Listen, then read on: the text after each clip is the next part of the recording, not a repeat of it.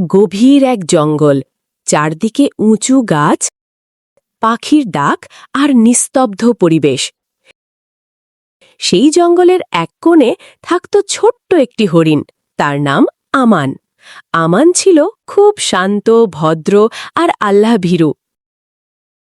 তার মা সবসময় বলতো, বাবা, সবসময় আল্লাহর উপর ভরসা রাখবে, বিপদে পড়লে ইয়া আল্লাহ বলবে। আমান মাথা নেড়ে বলতো, জি আম্মু, আমি সব সময় আল্লাহকে ডাকব। হঠাৎ শুরু হলো ঝড় বৃষ্টি।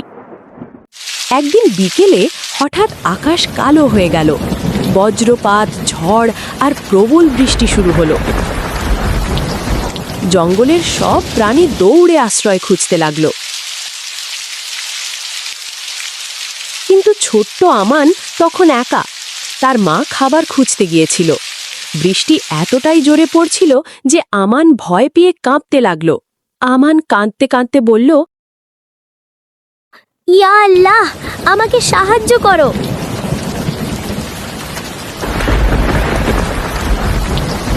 ঠিক তখনই এক ক্ষুধার্ত নেকড়ে আমানকে দেখে ফেলল। নেকড়েটা ধীরে ধীরে এগিয়ে আসছে, তার চোখে ভয়ঙ্কর ক্ষুধা। আমান বুঝতে পারল আজ হয়তো তার শেষ দিন। সে চোখ বন্ধ করে বলল, ইয়া আল্লাহ, তুমি ছাড়া আমার কেউ নেই। অদ্ভুত এক সাহায্য। ঠিক তখনই এক প্রবল বজ্রপাত হল। বড় একটা গাছ ভেঙে নেকড়ের সামনে পড়ে গেল। নেকড়ে ভয় পেয়ে পিছিয়ে গেল।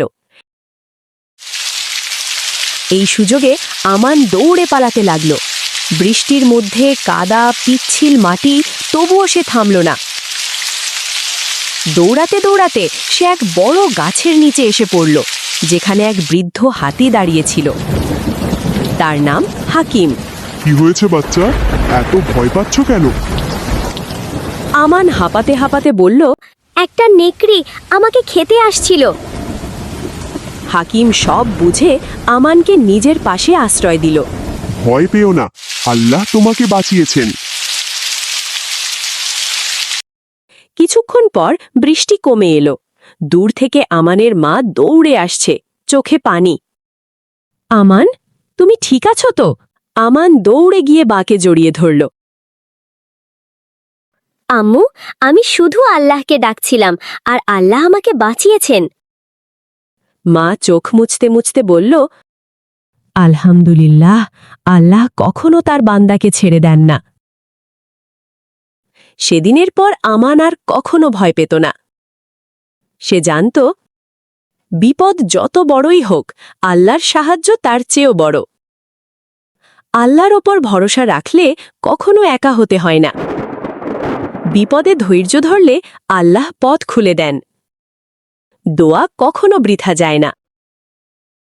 বৃষ্টির সেই ভয়ঙ্কর দিনের পর কয়েকদিন কেটে গেছে। জঙ্গলে আবার শান্তি ফিরে এসেছে। কিন্তু ছোট্ট হরিণ আমানের জীবনে যেন এক নতুন পরিবর্তন এসেছে। সে এখন আগের চেয়ে বেশি আল্লাহকে স্মরণ করে। একদিন গভীর রাতে চারদিকে ঘন অন্ধকার, হালকা বাতাস আর রহস্যময় শব্দ। আমান তার মায়ের পাশে ঘুমাচ্ছিল। হঠাৎ দূরে কোথাও থেকে ভেসে এলো করুণ চিৎকার, বাঁচাও, কেউ নেই। আমান ঘুম থেকে উঠে গেল। আম্মু, কেউ সাহায্য চাইছে। মা চিন্তিত হয়ে বলল, বাবা, রাত অনেক বিপজ্জনক, বাইরে যেও না। কিন্তু আমানের মন মানল না। সে মনে মনে বলল, আল্লাহ, তুমি আমার সাথে থাকো। নতুন বিপদে নতুন বন্ধু। আমান ধীরে ধীরে শব্দের দিকে এগিয়ে গেল। দেখল একটা ছোট্ট খরগোশ, তার নাম নূর, একটা ফাঁদে আটকে গেছে। তার পা শক্ত দড়িতে জড়িয়ে আছে। নূর কাঁদতে কাঁদতে বলল, আমাকে বাঁচাও, আমি নড়তে পারছি না। আমান ভয় পেল, কিন্তু সাহস করে এগিয়ে গেল। আমান বুঝতে পারল এটা মানুষের পাতা ফাঁদ। সে ভাবল যদি শিকারী আসে, কিন্তু আবার মনে পড়ল আল্লাহ সব কিছু দেখছেন। সে দড়িটা খুলতে চেষ্টা করতে লাগল। আরো বড় বিপদ! ঠিক তখনই ঝোপের ভেতর থেকে বের হলো এক বিষাক্ত সাপ। সাপটা ফোঁস ফোঁস করে সামনে এগোচ্ছে। নূর ভয়ে চিৎকার করে উঠল। আমরা শেষ! আমানের শরীর কাঁপছিল, তবুও সে চোখ বন্ধ করে বলল, ইয়া আল্লাহ, তুমি ছাড়া আমাদের কেউ নেই। আল্লাহর রহমত আবার। হঠাৎ কোথা থেকে এক প্যাঁচা উড়ে এসে সাপের সামনে ডানা ঝাপটাতে লাগল। সাপটা ভয় পেয়ে দিক বদলে চলে গেল। আমান দ্রুত দড়ি খুলে নূরকে মুক্ত করল। বন্ধুত্ব ও কৃতজ্ঞতা। নূর কাঁদতে কাঁদতে বলল, তুমি না এলে আমি বাঁচতাম না। আমান হাসল। আমি না, আল্লাহ তোমাকে বাঁচিয়েছেন। ভোর হয়ে এসেছে। আমার নূরকে নিয়ে তার মায়ের কাছে ফিরল। মা প্রথমে ভয় পেলেও সব শুনে চোখে পানি নিয়ে বলল, বাবা, তুমি শুধু সাহসী না, তুমি একজন দয়ালু বান্দা। সেদিনের পর জঙ্গলের সবাই আমানকে ভালোবাসতে লাগলো, কারণ সে শুধু নিজের জন্য না, অন্যের জন্য দোয়া করে, সাহায্য করে। অন্যকে সাহায্য করলে আল্লাহ সাহায্য করেন। বিপদে দোয়া সবচেয়ে বড় শক্তি। সাহস যোগ ঈমান সমান সফলতা। জঙ্গলে এখন আমানের সাহস আর দয়ার কথা ছড়িয়ে পড়েছে। ছোট বড় সব প্রাণীই তাকে ভালোবাসে। কিন্তু কেউ জানত না সামনে আরও বড় এক পরীক্ষা অপেক্ষা করছে। ভয়ের খবর।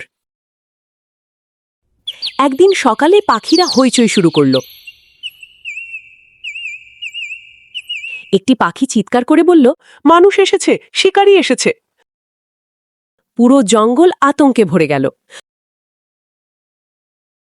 হরিণ, খরগোশ, পাখি সবাই লুকাতে শুরু করল।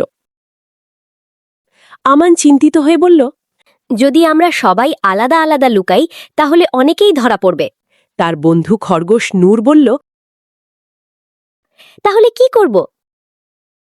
আমান কিছুক্ষণ চুপ করে থেকে বলল, আমাদের সবাইকে একসাথে থাকতে হবে আর আল্লাহর উপর ভরসা রাখতে হবে। শিকারীর ফাঁদ। শিকারী জঙ্গলের বিভিন্ন জায়গায় জাল আর ফাঁদ পেতে রাখল। কিছু প্রাণী ইতিমধ্যে আটকে গেছে। তাদের চিৎকার শুনে আমানের মন কেঁদে উঠল। দোয়া ও পরিকল্পনা। আমান আকাশের দিকে তাকিয়ে বলল, ইয়া আল্লাহ, আমাদের সবাইকে রক্ষা করো, আমাদের সঠিক পথ দেখাও। তারপর সে একটা পরিকল্পনা করল। হাতি, হাকিম, বানর, পাখি সবাইকে একত্র করল। বুদ্ধি ও সাহসের লড়াই। আমান বলল, পাখিরা আকাশ থেকে নজর রাখবে, বানররা গাছ থেকে দড়ি কেটে দেবে, হাতি হাকিম জাল ভেঙে ফেলবে। সবাই একসাথে কাজ শুরু করল। মুখোমুখি সংঘর্ষ। ঠিক তখনই শিকারী এসে পড়ল। সে দেখে অবাক, প্রাণীরা একসাথে লড়ছে। শিকারী রেগে গিয়ে আমানের দিকে এগিয়ে এলো। নূর ভয় পেয়ে বলল, আমান, পালাও! কিন্তু আমান দাঁড়িয়ে রইল। তার চোখে ভয় ছিল, কিন্তু ঈমান আরও বড় ছিল। আল্লাহর অদৃশ্য সাহায্য। আমান ধীরে বলল, ইয়া আল্লাহ, তুমি আমাদের সাহায্য করো। হঠাৎ আকাশ কালো হয়ে গেল। জোরে বাতাস বইতে লাগল। বজ্রপাত শুরু হল। শিকারী ভয়ে পেয়ে চারদিকে তাকাতে লাগল। হাতি হাকিম গর্জে উঠল। বানররা চিৎকার করতে লাগল। পুরো জঙ্গল যেন একসাথে দাঁড়িয়ে গেল। শিকারীর পরাজয়। ভয়ে পেয়ে শিকারী দৌড়ে পালিয়ে গেল। তার সব ফাঁদ ভেঙে গেল। সব প্রাণী মুক্ত হল। বিজয়ের আনন্দ। সবাই আনন্দে চিৎকার করতে লাগল। আমান, আমান!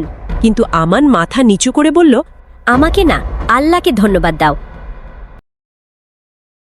সেদিন জঙ্গলের সবাই বুঝল, ঐক্য যোগ ঈমান সমান অজেয় শক্তি। আল্লাহ চাইলে অসম্ভব সম্ভব হয়।